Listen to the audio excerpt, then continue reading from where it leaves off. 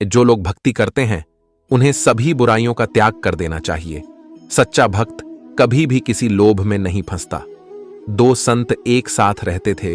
एक संत दिन भर भक्ति करता था, दूसरा संत रोज शाम को भगवान को भोग लगाकर खाना खाता था। एक दिन दोनों संतों के बीच झगड़ा हो गया, क्योंकि दोनों खुद को श्रेष्ठ बता रहे थे। भक्ति करते समय मन शांत रहना चाहिए और सभी तरह की बुरे विचारों से बचना चाहिए। जो लोग इस बात का ध्यान रखते हैं उन्हें भगवान की कृपा मिलती है। इस संबंध में एक लोक कथा प्रचलित है। कथा के अनुसार पुराने समय में दो संत एक साथ रहते थे। दोनों की भक्ति का तरीका अलग अलग था। एक संत दिन भर तपस्या और मंत्र जाप करते रहता था, जबकि दूसरा संत रोज सुबह शाम पहले भगवान को भोग लगाता और फिर खुद भोजन करता था। एक दिन दोनों के बीच झगड़ा होने लगा कि बड़ा संत कौन है। इस दौरान वहां नारद मुनि पहुंच गए। नारद ने दोनों संतों से पूछा कि किस बात के लिए लड़ाई कर रहे हैं। संतों ने बताया कि हम ये तय नहीं कर पा रहे हैं कि दोनों में बड़ा संत कौन है। नारद ने कहा कि ये तो छोटी सी बात है, इसका फैसला मैं कल कर दूंगा। अगले दिन नारद मुनि ने मंदिर में दोनों संतों की जगह के पास हीरे की एक एक अंगूठी रख दी। पहले तप करने वाला संत वहां पहुंचा। उसने एक अंगूठी देखी और चुपचाप उसे अपने आसन के नीचे छिपाकर मंत्र जाप करने लगा।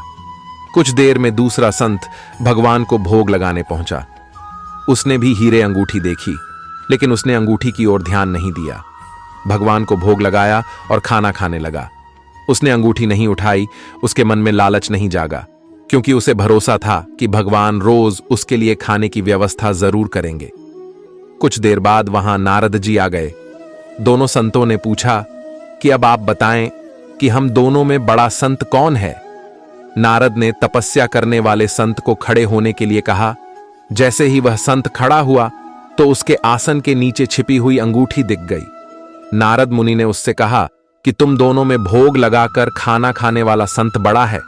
तपस्या करने वाले संत में चोरी करने की बुरी आदत है। उसने भक्ति के समय में भी चोरी करने से संकोच नहीं किया, जबकि भोग लगाने वाले संत ने अंगूठी की ओर ध्यान तक नहीं दिया। इस कारण वही संत बड़ा है। इस प्रसंग की सीख यह है कि भक्ति तभी सफल होती है जब भक्त के मन में बुरे विचार न हो, भक्त बुरे काम न करता हो। जिस भक्त के विचार पवित्र हैं और जो बुरे कामों से दूर रहता है, सिर्फ उसे ही भगवान की कृपा मिलती है। इस कहानी के बारे में आपका क्या राय है, कमेंट करके जरूर बताएं। वीडियो को लाइक करें, शेयर करें, चैनल को सब्सक्राइब करें। धन्यवाद।